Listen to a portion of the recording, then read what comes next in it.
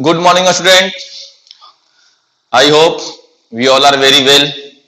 इस critical situation में भी हम लोग अपनी सारी जिम्मेवारियों को पूरा करते हुए आप अपने रिस्पॉन्सिबिलिटी को पूरा कर रहे हैं और हम अपनी रिस्पॉन्सिबिलिटी को पूरा कर रहे हैं।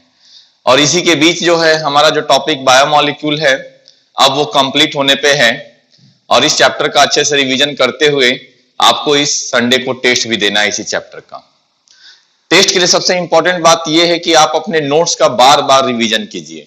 ये सबसे इंपॉर्टेंट चीज है क्योंकि आपका क्वेश्चन नोट्स के अंदर से ही रिलेटेड रहेगा। जो बच्चा जितना ज्यादा नोट्स का रिवीजन करेगा, एनसीईआरटी का एक दो बार रिवीजन करेगा, उसके मार्क्स उतने अच्छे आएंगे। ओके, तो कल तक हमारा जो टॉपिक था बायोमॉलिक्यूल में हम लोगों ने कॉम्पिटिटिव इनहिबिटर के बारे में देखा था और नॉन कॉम्पिटिटिव इनहिबिटर। लास्ट का एक टॉपिक था एलोस्टेरिक इनहिबिटर, ओके, या फीडबैक इनहिबिशन। ठीक, अब आज हम लोग देखेंगे factor affecting enzyme activity. Okay, तो आज का हमारा जो टॉपिक है फैक्टर अफेक्टिंग एंजाइम एक्टिविटी। चलिए हम लोग हेडिंग देखते हैं, फैक्टर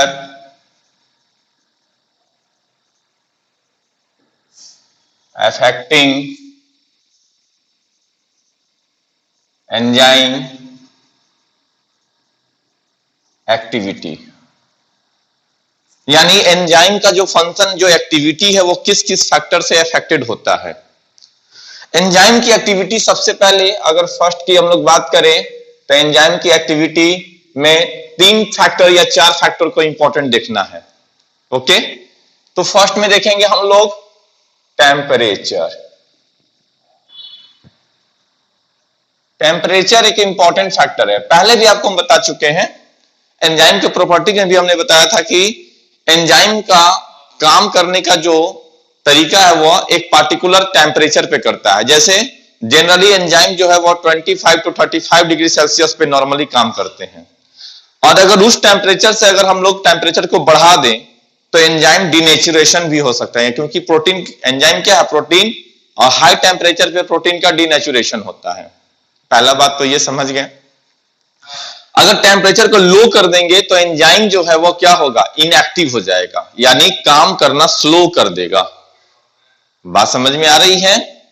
तो देखिए, टेम्परेचर तो हम जानते हैं कि एंजाइम का फंक्शन जो है वो बहुत ही नैरो रेंज ऑफ टेम्परेचर में काम करता है, यानी ऐसा नहीं कि बहुत ज्यादा उसका रेंज होगा। कहने का मतलब कि ऐसा नहीं कि 10 डिग्री सेल्सियस पे भी एंजाइम काम कर लेगा और सेल्सियस पे काम कर लेगा। रेंज बड़ा नहीं होगा। रेंज कितना का था, लगभग 25 डिग्री सेल्सियस से 35 डिग्री सेल्सियस में।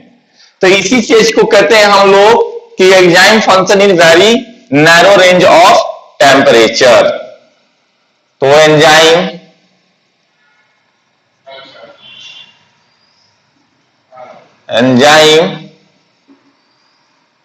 Function in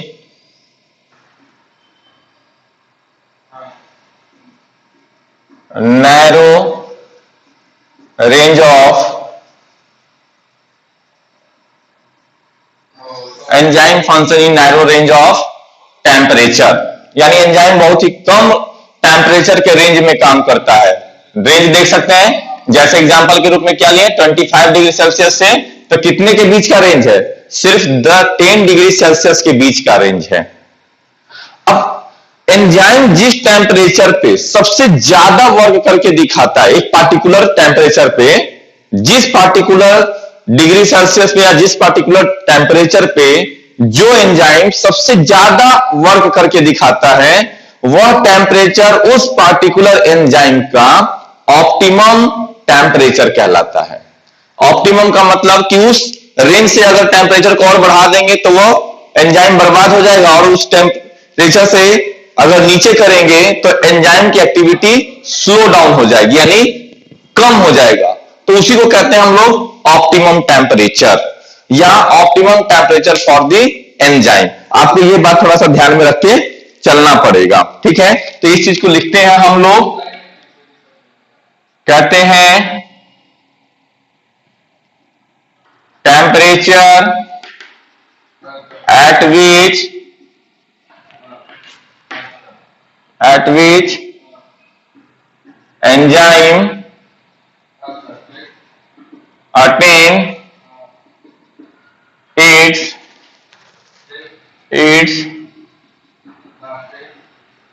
maximum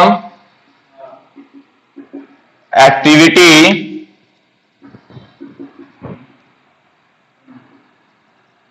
is known as optimum temperature. तो उस रेंज को हम लोग क्या कहते हैं कि टेम्परेचर के जिस रेंज पर एंजाइम सबसे ज्यादा एक्शन करके दिखाता है वह टेम्परेचर उस एंजाइम का ऑप्टिमम टेम्परेचर जो है वह कहलाता है। और कहते हैं कि जब उससे नीचे अगर होगा and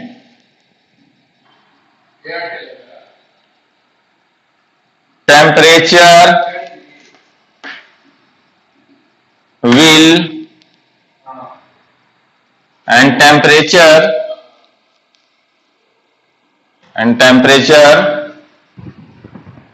above or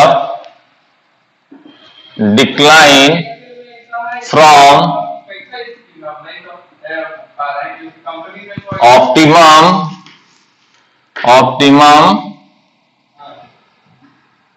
temperature, the activity of enzyme will decline।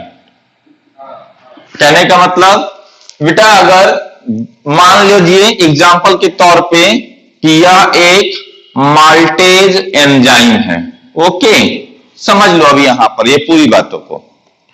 और ये माल्टेज एंजाइम जो है वह समझ लो 35 डिग्री सेल्सियस पे सबसे अच्छा काम करता है, यानी मैक्सिमम वर्क कितने टेम्परेचर पे 37 डिग्री सेल्सियस पे। तो ये टेम्परेचर जो हुआ इस एंजाइम का ऑप्टिमम टेम्परेचर को शॉर्ट में टीएमपी से इंडिकेट कर देते हैं। तो इस एंजाइम का माल्टेज एंजाइम का ऑप्टिमम टेम्परेचर 37 डिग्री सेल्सियस। और जैसे ही आपने 37 से अगर डिक्लाइन कर दिया, यानी जब आप टेम्परेचर को कम कर दिए कितना, तो मान लीजिए आप 35 या फिर इधर आ जाइए आप यहां पर इसको नीचे कर दिए 20 डिग्री सेल्सियस। ठीक, बहुत कम कर दिया आपने, टेम्परेचर को नीचे किया, कम कर दिया, तो एंजाइम की एक्टिविटी इधर कर देते हैं हम एक्टिविटी, यह एंजाइम है, यह एक्टिविटी और इधर टेम्परेचर। तो ऑप्टिमम टेम्परेचर 37 डिग्री सेल्सियस पे एंजाइम की एक्टिविटी क्या है, वह मैक्सिमम है। लेकिन टेम्परेचर कम कर दिया, इधर देखो टेम्परेचर को स्लो डाउन कर दिया, तो अब इसकी एक्टिविटी क्या हो जाएगी, या तो ये इनएक्टिव हो जाएगा या स्लो हो जाएगा। तो ऑप्टिमम टेम्परेचर से अगर टेम्परेचर को घटा दिया तो एक्टिविटी धीमे होगी यानी डिक्लाइन होगा या फिर इनएक्टिव हो जाएगा। और यहीं पर आपने 42 डिग्री सेल्सियस किया तो टेम्परेचर को क्या किया आपने, टेम्परेचर को इंक्रीज कर दिया, तो एक्टिविटी क्या हो जाएगी एंजाइम की, यानी एक्टिविटी का मतलब एंजाइम का फंक्शन, ये बात को समझिएगा। तो यानी एंजाइम का जो फंक्शन है वो क्या होगा, तो या तो इस टेम्परेचर पे यह एंजाइम डीनेचर हो जाएगा, डीनेचर का मतलब डिस्ट्रॉय हो जाएगा, बर्बाद हो जाएगा। तो ये जो टेम्परेचर कहलाया यही है जिस टेम्परेचर पे मैक्सिमम फंक्शन करके दिखाएगा उसी को कहते हैं हम लोग ऑप्टिमम टेम्परेचर। ये बात आपको समझ में आई, तो यहां पर यही चीज मैंने लिखा है। अब इसी को हम एक ग्राफ से भी समझ लेंगे।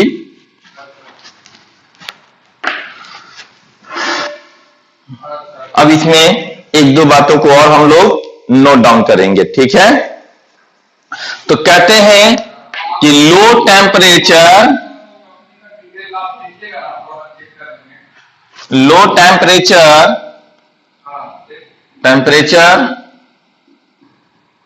टेम्परेचर में एंजाइम क्या होता है, लो टेम्परेचर में एंजाइम प्रिजर्व हो जाता है। एंजाइम विल प्रिजर्व और inactive, but when temperature increase it further work। Temperature बहुत कम होगा तो एंजाइम जो है वो प्रिजर्व होके यानी कि वो इनएक्टिव होगा, लेकिन बर्बाद नहीं होगा। तो यहां पर देखो, लेकिन जैसे ही उसे नॉर्मल टेम्परेचर फिर मिलेगा फिर से वो वर्क करना स्टार्ट कर देगा। लेकिन जब टेम्परेचर बहुत हाई होगा, इन हाई टेम्परेचर इट में डिस्ट्रॉय और डिनेचुरेशन। तो हाई टेम्परेचर पे वो क्या होगा, एंजाइम डिस्ट्रॉय होगा या डिनेचुरेशन हो जाएगा due to broken of hydrogen bond. Enzyme का टर्शियरी स्ट्रक्चर होता है। टर्शियरी स्ट्रक्चर प्रोटीन का याद कीजिए, आपको जो कराया है, नहीं अभी याद है तो पेज पलट के उस चीज को देखेंगे कि टर्शियरी स्ट्रक्चर में हमने हाइड्रोजन बॉन्ड को दिखाया है। तो यानी कि जब टेम्परेचर हाई होगा तो उस टर्शियरी स्ट्रक्चर का हाइड्रोजन बॉन्ड टूटेगा, जिसके वजह से वो दोबारा अपने उस नॉर्मल शेप में वापस नहीं आएगा। इसका मतलब एंजाइम जो है वो बर्बाद हो गया। ओके, तो यहां पर ये बातें जो है वो हो गई हमारे एंजाइम के लिए टेम्परेचर से रिलेटेड। अब आइए इस चीज का हम लोग एक ग्राफ बनाते हैं। ग्राफ हमारा क्या इंडिकेट करता है, चलो ग्राफ इधर ही बना देता हूं मैं। ये ग्राफ है, आप इसको बनाएंगे।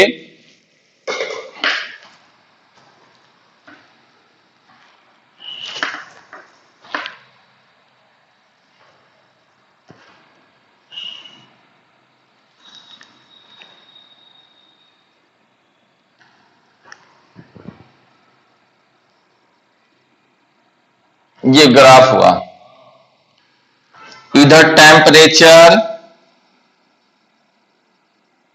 और इधर ये साइड जो है वह एंजाइम की एक्टिविटी है। This is enzyme activity. ये वाला इधर का रो यानी एक्स एक्सिस और वाई एक्सिस होता है। तो ये जो एक्सिस है हमारा, ये टेम्परेचर को, यानी जैसे जैसे टेम्परेचर बढ़ रहा है एंजाइम का एक्टिविटी क्या हो रहा है, ऊपर की ओर बढ़ने का मतलब बढ़ रहा है, ठीक। और जैसे जैसे अब एक सर्टेन पॉइंट पे आ करके फिर ये डिक्लाइन में आ गया। डिक्लाइन आने का मतलब क्या हुआ, ये यानी ये ऑप्टिमम से फिर नीचे डिक्लाइन होने लगा है। तो ये ग्राफ हुआ टेम्परेचर के लिए। अब आइए सेकंड हम लोग देखते हैं बात पीएच का, कि पीएच क्या कहता है।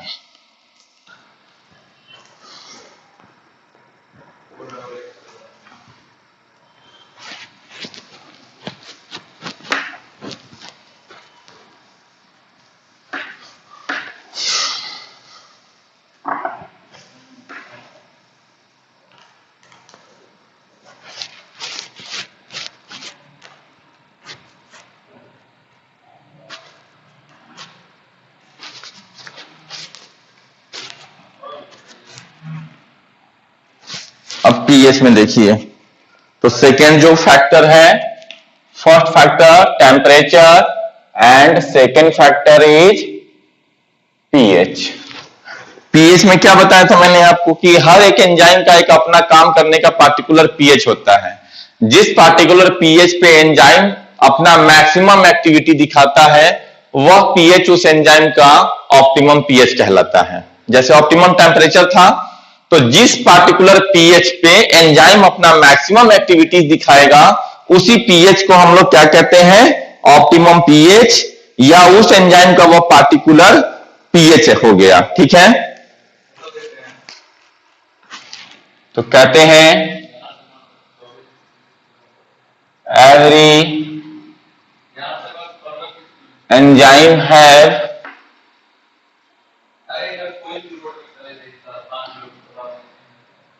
every enzyme have a optimum pH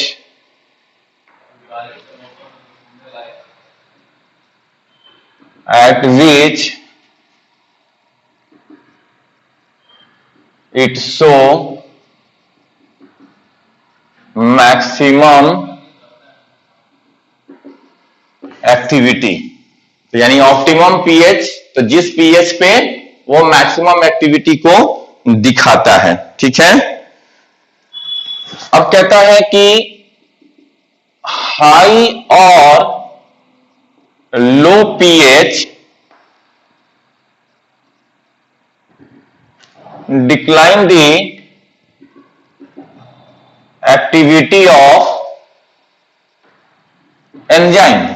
यानी जैसे ही पीएच में कोई डिस्टरबेंस लाएंगे, हाई और लो पीएच कहने का मतलब हुआ कि एंजाइम को जैसे ही उस पार्टिकुलर पीएच से आगे या पीछे करेंगे तो वह अपने एक्टिविटी को कम या ज्यादा कर देगा। ऐसा क्यों? नॉर्मली देखिए,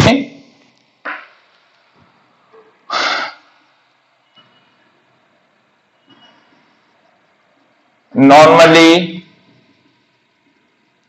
intracellular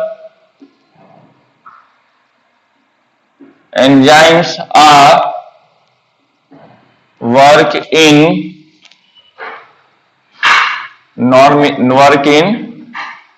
neutral pH, work in about neutral pH. Neutral pH कहने का मतलब हुआ कि ज्यादातर 6.5 से 7.5 पीएच पे ये वर्क करता है, जिसे हम लोग एज ए न्यूट्रल पीएच पे कंसीडर करके चलते हैं। एक्सेप्शन के रूप में सम डाइजेस्टिव एंजाइम लाइक, जैसे पेप्सिन हमारा डाइजेस्टिव एंजाइम है जो वर्क करता है कितने पे, 2 पीएच पे काम करता है, 2.0 पीएच पे। जबकि ट्रिप्सिन जो है वह काम करता है 8.5 पीएच पे। नॉर्मली काम होना चाहिए होता है किस पे, 6.5 से 7.5 के रेंज में होता है, जिसे न्यूट्रल पीएच के करीब करीब हम लोग मानते हैं। इसका भी एक ग्राफ हम लोग देख लेंगे, सेम टू सेम उसी के जैसा। इधर हो गया पीएच और इधर हो गया एंजाइम एक्टिविटी। तो ये हो गया, यानी ये इसका ऑप्टिमम पॉइंट हो गया। तो समझ लो, यानी यहां पे, यानी इस पीएच पे वह एंजाइम ऑप्टिमम अपना एक्टिविटी दिखाएगा। अगर पीएच उससे भी बढ़ेगा तो वो नीचे की ओर डिक्लाइन होगा, अगर उससे घटाएंगे तो भी उसका एक्टिविटी डिक्लाइन होगा। ये इस तरह से दिखाने का मतलब वही हुआ। कहने का मतलब बेटा कि ये उसका ऑप्टिमम पॉइंट है, यानी इस पार्टिकुलर पीएच पे, वो पीएच कुछ भी हो सकता है, जैसे ट्रिप्सिन, ट्रिप्सिन का मान लो कि वह ऑप्टिमम पीएच कितना हो गया, अगर ये ट्रिप्सिन का लेके चल रहा है तो 8.5 हो गया, और यहां पर ये एंजाइम कौन सा एक्टिविटी है, तो ट्रिप्सिन है। तो ट्रिप्सिन के लिए 8.5 पीएच पे ये ऑप्टिमम, अगर 8.5 से भी बढ़ाएंगे तो वो नीचे, 8.5 से कम पीएच रखेंगे तो भी एक्टिविटी स्लो रहेगा उसका। तो इसको इस तरह से इंडिकेट करने का मतलब यही होता है। ओके, अब आइए हम लोग नेक्स्ट देखेंगे एंजाइम कंसंट्रेशन।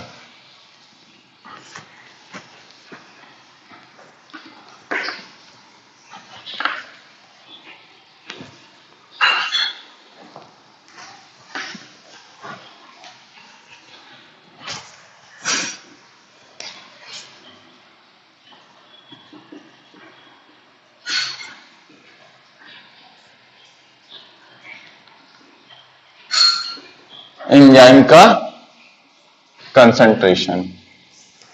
एंजाइम का कंसंट्रेशन कहते हैं कि जैसे जैसे एंजाइम के कंसंट्रेशन को बढ़ाएंगे हमारा रेट ऑफ रिएक्शन बढ़ेगा।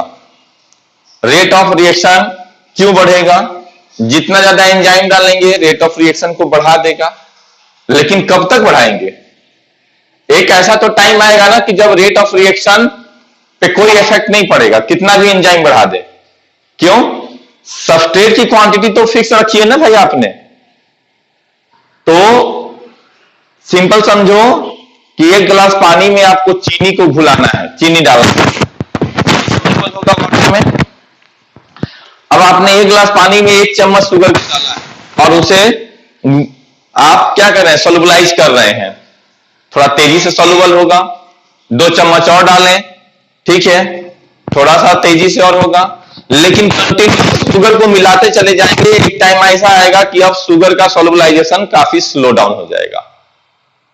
तो यहां पर उसी तरह है कि आप एंजाइम के कंसंट्रेशन को बढ़ाएंगे, रिएक्शन बढ़ेगा, लेकिन रिएक्शन एक सर्टेन पॉइंट तक बढ़ के फिर नो इफेक्ट हो जाएगा, या बहुत इतना स्लो इफेक्ट दिखाई देगा कि लिटिल इफेक्ट होगा कि पता भी नहीं चलेगा। तो यही कहते हैं, यानी एंजाइम के कंसंट्रेशन को बढ़ाने से हमारा रिएक्शन बढ़ेगा, ठीक है। तो कहते हैं chemical reaction is increase, chemical reaction is increase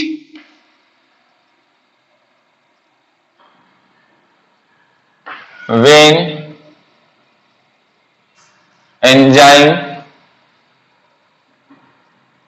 is increases।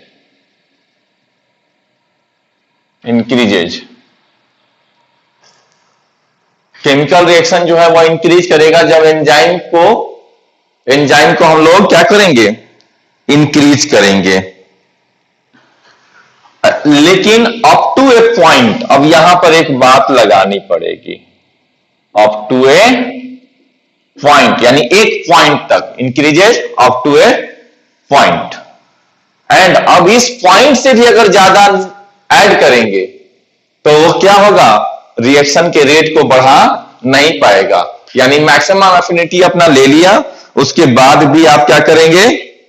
वो ऐड करेंगे तो वो क्या करेगा? उसको बढ़ा नहीं पाएगा।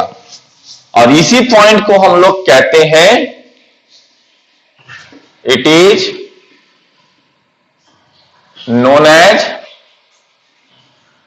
Saturation point.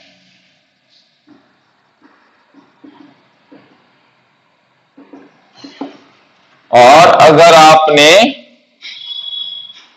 Beyond the saturation point addition of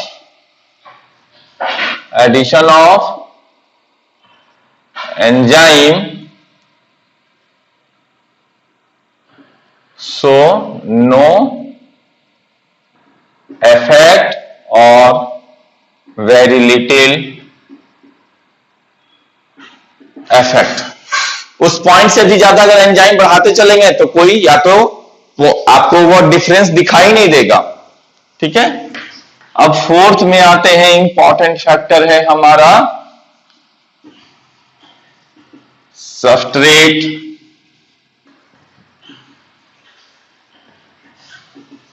substrate concentration, यानी सबस्ट्रेट का कंसंट्रेशन अगर बढ़ाएंगे तो क्या होगा? सबस्ट्रेट का कंसंट्रेशन अगर आप बढ़ाएंगे तो इतना बात समझ लीजिए कि सबस्ट्रेट की कंसंट्रेशन बढ़ाने से रेट ऑफ रिएक्शन बढ़ेगा, लेकिन जो चीज यहां पर है वही चीज यहां पर होगा। अब ऐसा बात क्यों है? इसको लिखाने के पहले आपको मैं एक चीज समझाता हूं, समझ लो बेटा। यह एक बड़ा सा बॉडी है या कोई पॉट है, कुछ भी है, और उसमें यह एक एंजाइम है।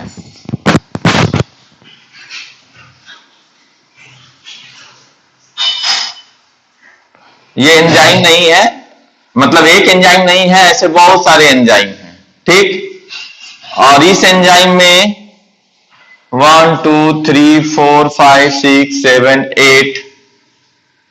8 और ये हो गया 9 और इधर हो गया 10। यह एक एंजाइम है और इस एंजाइम में ऐसे 10 एक्टिव साइट हैं। एक्टिव साइट यानी जहां पर सबस्ट्रेट आके बाइंड होगा। तो देखो कितने हैं, यहां पर सबस्ट्रेट, यहां पर सबस्ट्रेट, यहां पर सबस्ट्रेट, यहां पर ये सभी सबस्ट्रेट से बाइंड होने वाला जगह है। तो एक एंजाइम में कितने सबस्ट्रेट बाइंड हो रहे हैं? लगभग क्या मतलब 10 आपको हम यहां पर दिखा रहे हैं। और ऐसे ऐसे टोटल जो है इस पॉट में या इस बॉडी के अंदर कितने एंजाइम हैं? मान लो 50 एंजाइम है, ठीक। एक एंजाइम में 10 एक्टिव साइट और ऐसे 50 हैं, तो कितना हो जाएगा टोटल? कितने एक्टिव साइट? यानी 50 इंटू 10 इक्वल टू 500। यानी ये 500 सबस्ट्रेट को क्या कर सकता है? प्रोडक्ट बना सकता है। बात को पहले अच्छे से समझ लीजिए, तब आप इसको अच्छे से समझ लेंगे। तो 50 सबस्ट्रेट को एक एंजाइम प्रोडक्ट बना सकता है, तो 10 सबस्ट्रेट को एक एंजाइम प्रोडक्ट बना सकता है। यहां पर आपको दिखाया है मैंने 1 2। इसमें आप 100 सबस्ट्रेट को ऐड किया आपने, रिएक्शन स्टार्ट होगा। इसकी कैपेसिटी कितने सबस्ट्रेट की है? 500 सबस्ट्रेट को बाइंड करने की है। बात को समझिए बेटा अच्छे से। 500 सबस्ट्रेट को बाइंड करने की है, आपने 100 सबस्ट्रेट दिया, रिएक्शन स्टार्ट हो गया। फिर आप क्या करो कि 200 सबस्ट्रेट को और ऐड कर दो। 200 सबस्ट्रेट को और ऐड किया आपने, रेट ऑफ रिएक्शन बढ़ेगा कि घटेगा? सोचो मन में क्या हो सकता है भाई? ऑब्वियस ही बात है, बोलोगे सर रिएक्शन बढ़ेगा। क्यों? पहले 100 था, तो 100 को इंगेज करने के लिए, 100 सबस्ट्रेट को इंगेज करने के लिए कितने एंजाइम की जरूरत पड़ेगी? 10 एंजाइम की। फिर से 200 आया, अब उसके लिए कितने एंजाइम की जरूरत पड़ेगी? 20 एंजाइम की। अभी भी कितने टोटल एंजाइम हुए हैं? यानी एंजाइम मतलब कि टोटल कितने एक्टिव साइट इंगेज हुए हैं? 30 एक्टिव साइट इंगेज हुए हैं। ओके, यहां पे चलो हम एक्टिव साइट कर देते हैं ए। अभी भी रिमेनिंग कितना है? अभी भी रिमेनिंग यहां पर टोटल 50 है और रिमेनिंग कितना बचा हुआ है भाई? तो रिमेनिंग हमारा 10 और 20 30, अभी भी रिमेनिंग जो है 50 में से 20 बचा हुआ है रिमेनिंग। तो यानी अब क्या करेंगे हम लोग? तो कहते हैं कि जैसे जैसे सबस्ट्रेट के कंसंट्रेशन को आप बढ़ा रहे हैं, रेट ऑफ रिएक्शन बढ़ेगा। पहला बात ये आप समझ में आ गई यहां तक की अभी बातों में कि मोर सबस्ट्रेट ज्यादा होगा तो रेट ऑफ रिएक्शन को शॉर्ट में आके वो क्या कराएगा? रेट ऑफ रिएक्शन को बढ़ा देगा। ओके, अब आप क्या करो? अब क्या करो? फिर से 200 सबस्ट्रेट को ऐड कर दो। ठीक है, ये 200 सबस्ट्रेट को और ऐड कर दिया आपने, रेट ऑफ रिएक्शन और बढ़ गया, और बढ़ा दिया आपने। चलो, तो यहां तक रेट ऑफ रिएक्शन आपने डाला तो बढ़ते चला जा रहा है। ठीक है, यहां पे और 200 बढ़ाया तो और ज्यादा रेट ऑफ रिएक्शन बढ़ गया। अब क्या करो? 100 सबस्ट्रेट को फिर से ऐड करो, बढ़ेगा रेट ऑफ रिएक्शन? सोचिए क्या होगा? नहीं बढ़ेगा। क्यों भाई? अरे भाई, इसमें टोटल जो एंजाइम का फ्री एक्टिव साइट जो था, जहां पे सबस्ट्रेट बाइंड होकर के क्या कर सकता था? प्रोडक्ट बना सकता था, वो सभी फुल हो गए। इसकी कैपेसिटी 500 सबस्ट्रेट की थी। हमने जब तक 500 सबस्ट्रेट डाला रिएक्शन बढ़ा, अब हमने फिर से 100 सबस्ट्रेट को डाल दिया है और उस सबस्ट्रेट के लिए कोई फ्री एक्टिव साइट बचा ही नहीं है, यानी कोई एंजाइम फ्री नहीं है, उसके पास कोई फ्री एक्टिव साइट ही नहीं बचा है, तो रेट ऑफ रिएक्शन बढ़ा पाएगा क्या? नहीं बढ़ा पाएगा। तो यही हुआ सैचुरेशन पॉइंट कि एक पार्टिकुलर पॉइंट पर सबस्ट्रेट का कंसंट्रेशन बढ़ने से रेट ऑफ रिएक्शन एंजाइम का बढ़ता है, यानी एंजाइम जो है वो ज्यादा कैटालिसिस करेगा। लेकिन आफ्टर ए सर्टेन पॉइंट, उस सर्टेन पॉइंट के बाद more addition of substrate it does not increase the rate of reaction. Why? Question आ सकता है कि क्यों? Because no any more active site is free for the binding of substrate molecule. Enzyme के पास और कोई फ्री एक्टिव साइट बचा ही नहीं है कि वो सबस्ट्रेट के मॉलिक्यूल को बाइंड कर सके। तो जब बाइंड ही नहीं कर पाएगा तो रेट ऑफ रिएक्शन को नहीं बढ़ा पाएगा। समझ में आ गई बात यहां पर? अब इसी चीज को लिखना है। आप इस चीज को समझने के लिए अपने नोटबुक पे बना सकते हैं कि क्या यहां पर हम समझाना चाह रहे थे आपको कि जब तक फ्री साइट फ्री रहेगा तब तक जितना सबस्ट्रेट आते जाएगा यानी उतना ज्यादा रेट ऑफ रिएक्शन बढ़ेगा।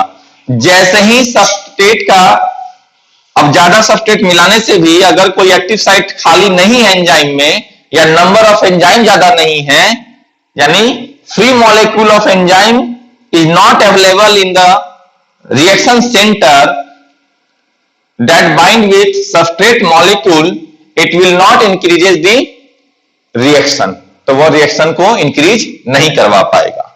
तो यहां तक ये हुआ।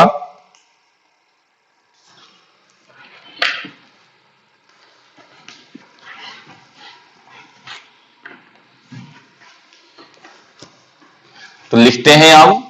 तो पहला बात हमारा क्या कहता है, हम क्या समझाएं आपको? तो कह रहे हैं increase in substrate concentration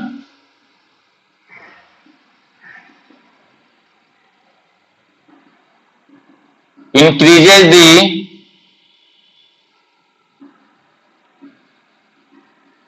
rate of reaction. पहला बात तो ये हो गया कि चलो हाँ ठीक है, जैसे जैसे हम लोग increase the rate of reaction, the reaction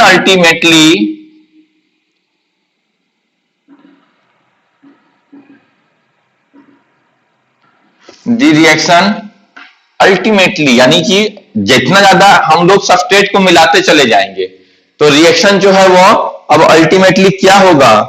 तो reaction ultimately reaches maximum velocity. Maximum velocity या activity,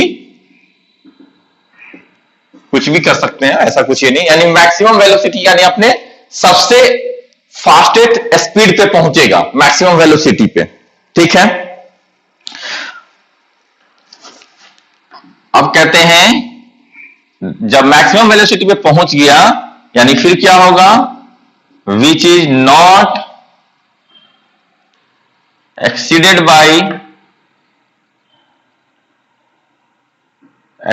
by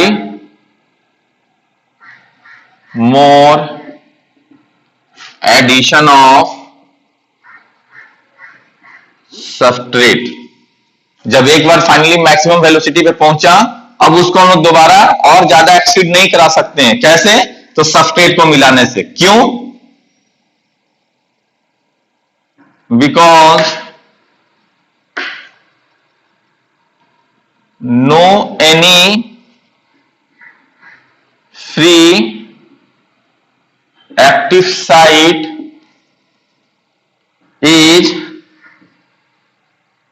available to bind with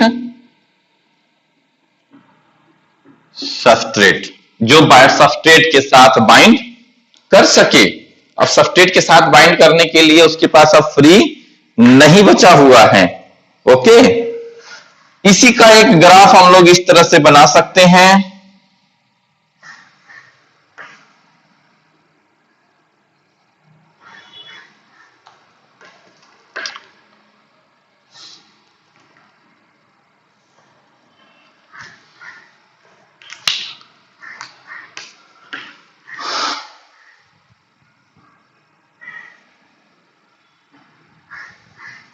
देखिए, ये हुआ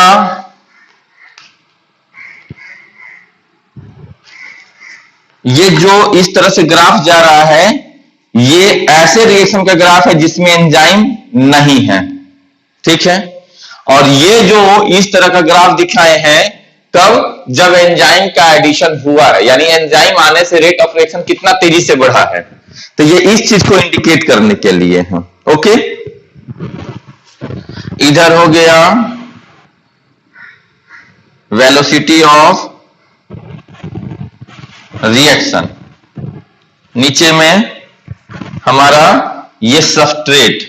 तो जैसे जैसे सबस्ट्रेट बढ़ेगा, चाहे चलिए इसको हम आगे की चीजों में दिखा देंगे, ये छोड़ दीजिए, अभी सिर्फ सिंपल हम लोग सबस्ट्रेट और रिएक्शन को समझते हैं। तो ये सबस्ट्रेट हो गया कि जैसे जैसे सबस्ट्रेट बढ़ेगा रेट ऑफ रिएक्शन बढ़ा और यहां पर मैक्सिमम आ गया। अब उसके बाद भी अगर बढ़ा दिए तो रेट ऑफ रिएक्शन धीरे धीरे क्या हो रहा है, डिक्लाइन की ओर जा रहा है। तो वेलोसिटी ऑफ रिएक्शन हमारा बढ़ रहा है जैसे जैसे सबस्ट्रेट हम बढ़ाते चले जाते हैं। यहां पे जीरो है तो इधर से इधर की ओर जाने का मतलब सबस्ट्रेट का बढ़ना, और जैसे जैसे सबस्ट्रेट बढ़ रहा है यानी ऊपर की ओर ग्राफ जा रहा है, मतलब कि वेलोसिटी ऑफ रिएक्शन भी बढ़ रहा है। और ये पॉइंट इसका ऑप्टिमम हो गया।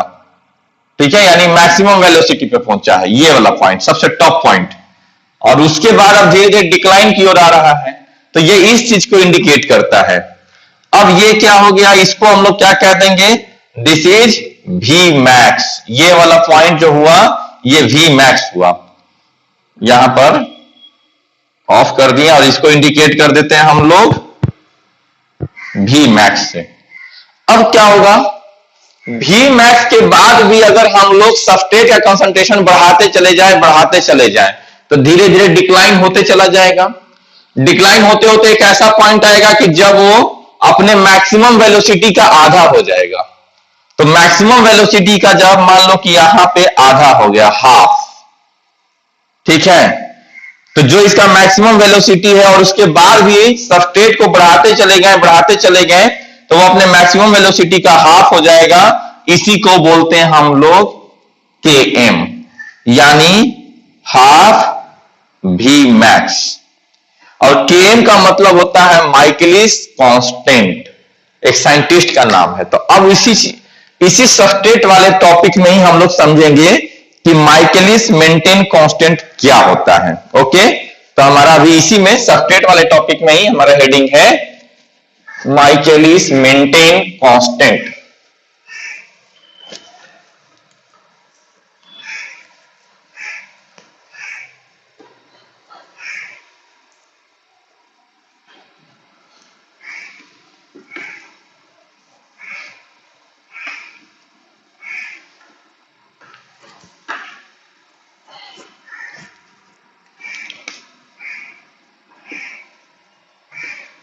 माइकलिस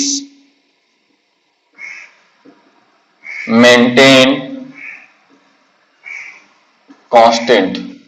देखो, माइकलिस मेंटेन ये दो अलग अलग साइंटिस्ट हैं। इन्होंने रिसर्च करके एक मैथमेटिकल डेरिवेशन दिया। It is representation of mathematical derivation. ठीक है, तो ये जो है it represent mathematical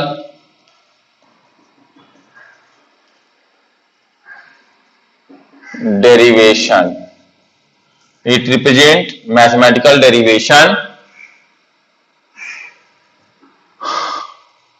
that ranges from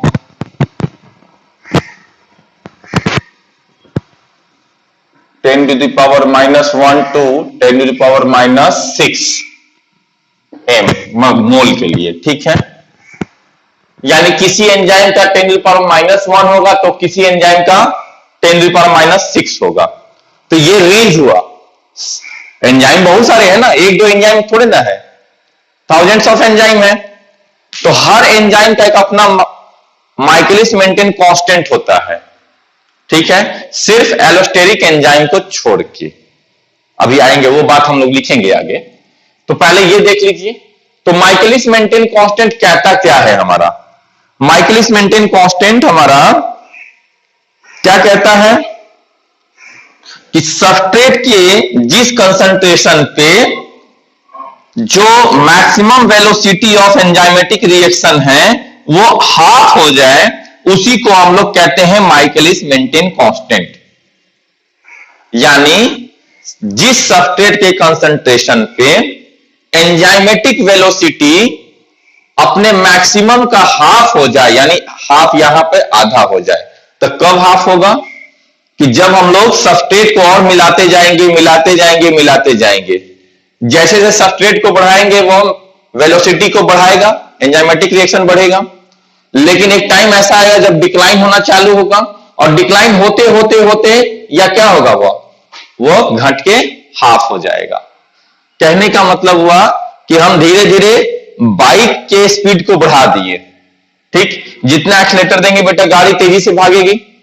मान लो कि गाड़ी की शुरू में स्पीड क्या थी, 0, और 0 के बाद हमने पहुंचा दिया उसको कहां तक, हमारा बाइक का स्पीड 0 से चालू होकर के पहुंच गया 100 पे, ठीक है, 100 किलोमीटर पर आवर। अब हम एक्सीलेटर देना बंद कर दिए। तो जब एक्सीलेटर देना बंद कर देते हैं तो वह धीरे धीरे क्या होगा, रिटर्न बैक आएगा। तो एक ऐसा पॉइंट आएगा कि अपने वहां मैक्सिमम स्पीड कितनी थी उसकी, 100 किलोमीटर। तो अपने मैक्सिमम का वो हाफ, यानी एक पॉइंट पे 50 किलोमीटर पर आवर पे भी आएगा, और तब वो 0 पे पहुंचेगा। तो ये जो पॉइंट हुआ कि अपने मैक्सिमम वेलोसिटी के हाफ पे आ जाए, इसी को कहते हैं हम लोग माइकलिस मेंटेन कांस्टेंट, ठीक। बस अंतर यहां पे ये है कि आपने एक्सीलेटर देना बंद किया तब वो 50 पे आया, लेकिन यहां पर हम लोग सबस्ट्रेट देना बंद नहीं करेंगे, सबस्ट्रेट मिला करके देखते जाएंगे कि किस सबस्ट्रेट के कंसंट्रेशन पे वो अपने मैक्सिमम वेलोसिटी का हाफ हुआ है, ठीक है। तो मान लो कि कोई एंजाइम जो है वो 10 मोल ऑफ सबस्ट्रेट पे मैक्सिमम वेलोसिटी पे आता है, और अब उसमें अगर हम लोग 5 मोल और मिला दें, वो मैक्सिमम हुआ 10 मोल, और 10 मोल के अलावा अगर हम लोग और ज्यादा बढ़ा दें, उसमें 5 मोल और बढ़ा दिया, या मोल की जगह पे आप मॉलिक्यूल भी लेके चल सकते हो, कुछ से भी समझो, तो 5 यूनिट और बढ़ा दिया हमने। तो इस पहले से 10 और 5 मिलाने से क्या हुआ, अब वो घट करके अपने आप का हाफ हो गया। तो यही जो हुआ, ये 5m क्या हो जाएगा, उसका माइकलिस कांस्टेंट हो गया। इसी चीज को हम लोगों को नोट डाउन करना है, ओके। उम्मीद है आपको अब ये बात समझ में आई होगी। तो यहां पर ये चीजें मैथमेटिकल डेरिवेशन है।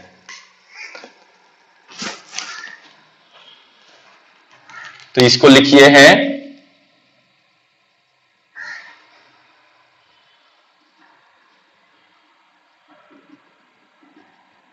it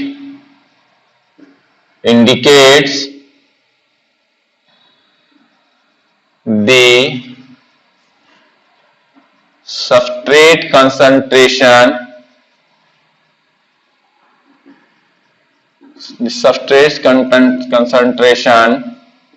at which chemical reaction catalyzed by enzyme attain attain half of its attain half of its maximum velocity। तो सब्सट्रेट के जिस कंसंट्रेशन पे एंजाइम अपने मैक्सिमम वेलोसिटी का सिर्फ हाफ अटेन करता है उसको कहते हैं Michaelis Menten constant, called Michaelis Menten constant. ठीक है, तो इसी चीज को अब यहां पर हम लोग डायग्राम से इस तरह भी रिप्रेजेंट कर सकते हैं। सेम चीज रहेगा, उसका कोई ग्राफ बहुत लंबा चौड़ा नहीं, बस दिखा रहे हैं आपको हम। देखिए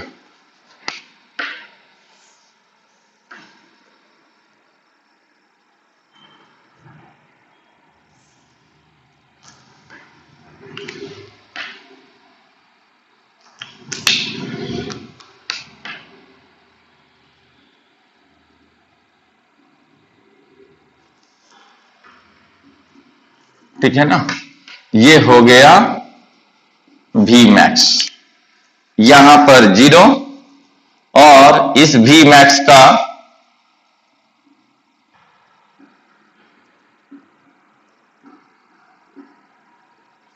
ये हो गया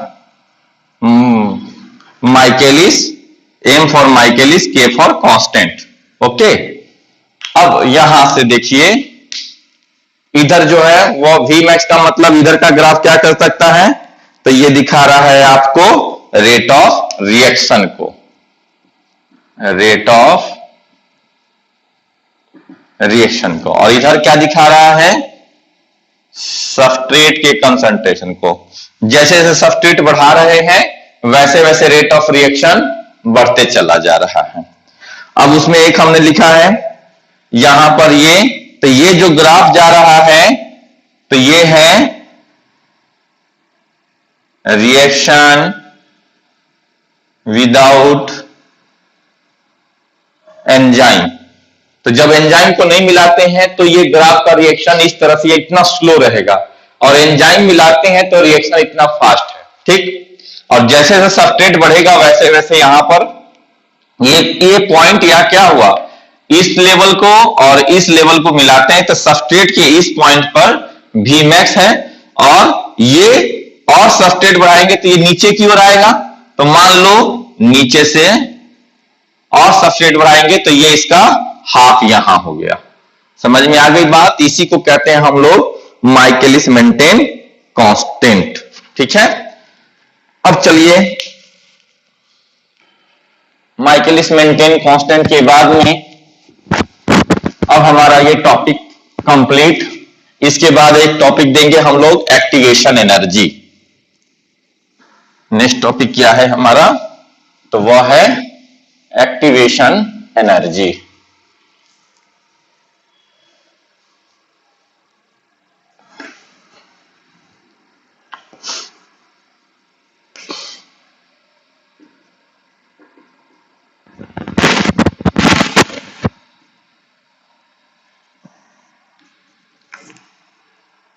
अब क्या कहता है activation energy.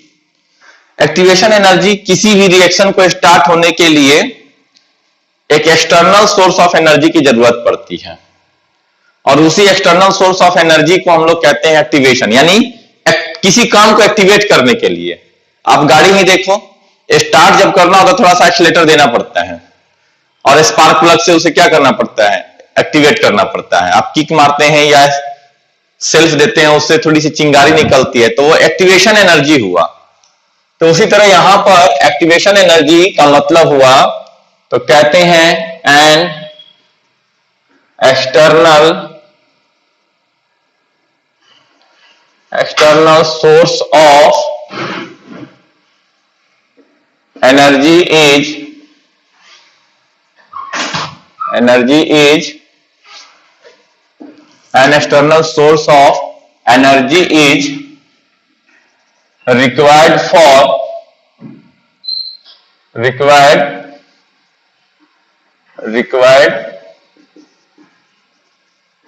to start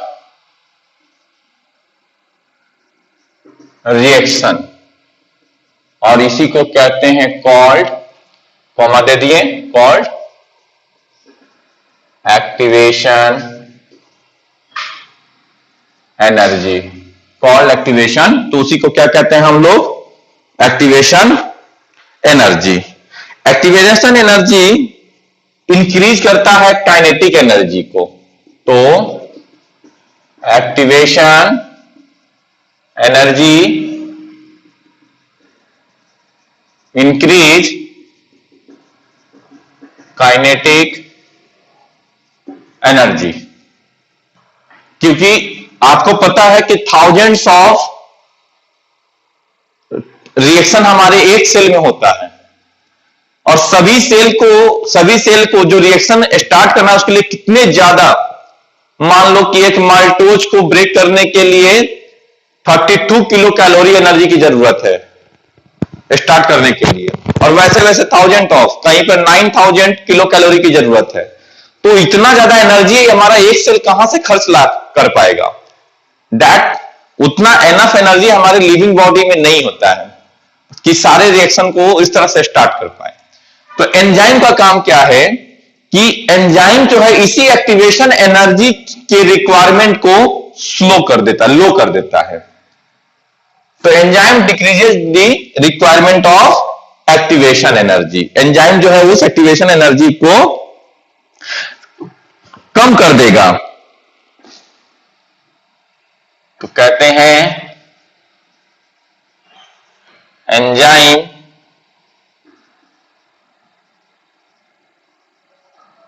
decrease the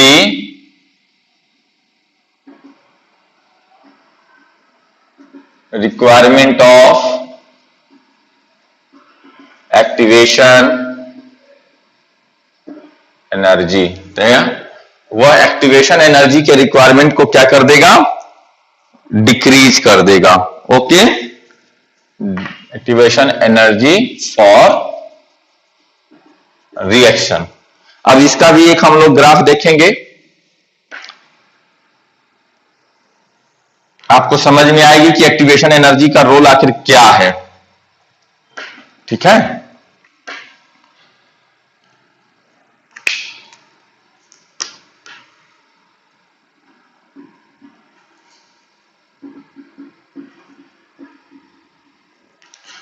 ये हो गया सबस्ट्रेट का लाइन, ये सबस्ट्रेट है। ओके, और ये नीचे का हो गया, ये हो गया सबस्ट्रेट, और ये हो गया प्रोग्रेस ऑफ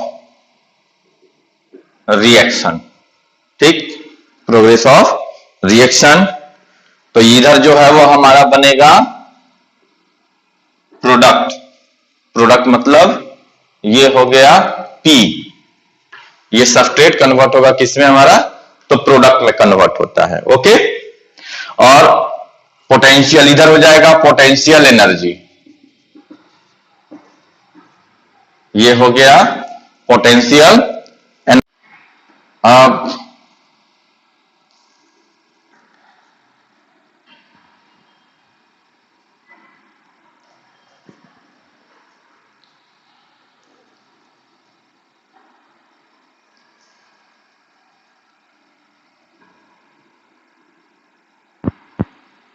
देखिए, तो यहां से यहां ये हुआ ट्रांजिशन स्टेट, और ये जो ग्राफ है इसका यह हुआ ट्रांजिशन स्टेट। ट्रांजिशन स्टेट का मतलब मैक्सिमम रिएक्शन। ठीक, ये जो है एक्टिवेशन एनर्जी है, एक्टिवेशन एनर्जी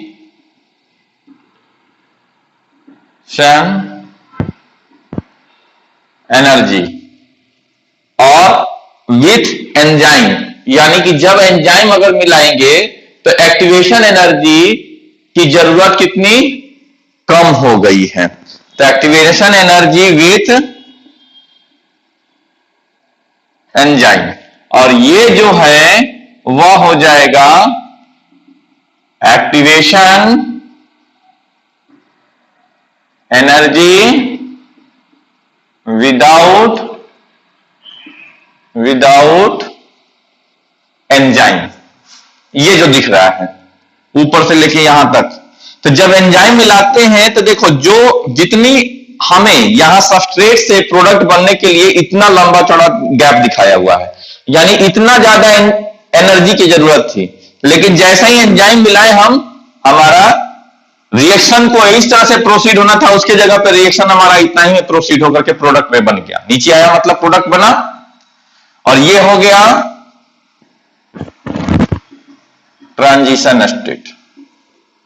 तो एक्टिवेशन एनर्जी का मतलब याद रखो कि an external source of energy is required to start the reaction, और उसी एक्सटर्नल सोर्स ऑफ एनर्जी को हम लोग कहते हैं एक्टिवेशन एनर्जी, और उसी एक्टिवेशन एनर्जी के रिक्वायरमेंट को कम कर देता है जब हम एंजाइम को लेते हैं।